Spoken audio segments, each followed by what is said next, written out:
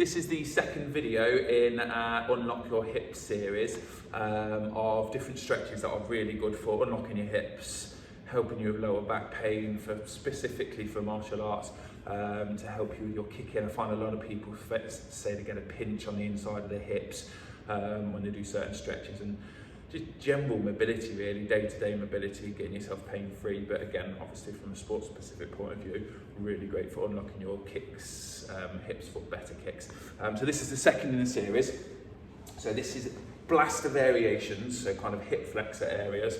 I'm going to run through a few different ones here, up through the different variations, and between me and Livy will show you the different ones. So the first one's a basic, easy, stride your leg forwards, turn your hips forwards and push into it. So rather than having a really arched back and pushing forwards loads, which you see lots of people doing, I want you to tuck your hips under and then push into it. So me and Livy will do that one now. That's your kind of old school traditional hip flexor stretch.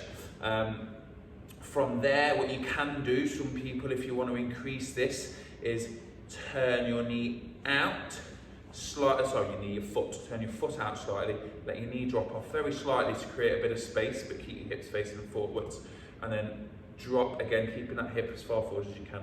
Drop into it a little bit and put your hands down, and for a lot of you, you'll feel that increase quite a lot.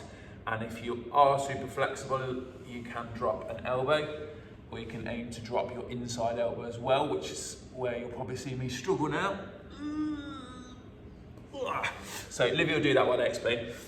So again, this is unlocking here in your hip flexor, also comes into the groin, and again for me, getting that second elbow down really kind of stretches off slightly with my lower back as well. So it's kind of an all round both sides. And again, as with the other ones, 3 to 5 minutes in left and right leg forwards. What you can do to increase this stretch further, again, you can go back through the options if you want to focus more on the hip flexor, is raise your rear knee. So a yoga block, or I'm just using the shield here. I'm going to pop my rear knee on something to raise it slightly, and what that's going to do, obviously, lift my rear knee up higher and drop me a little bit better into this stretch.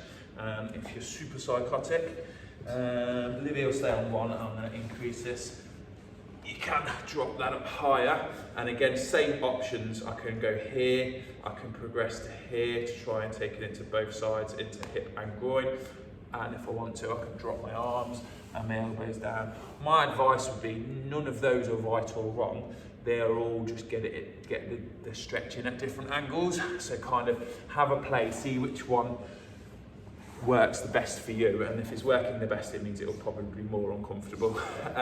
So find one that's uncomfortable but bearable for 3 to 5 minutes, and do that again on both sides, left and right, and you should feel quite a lot looser afterwards. If you've got enough time, I would do all 4 of the hip opening series together, but obviously time constraints depending on that really.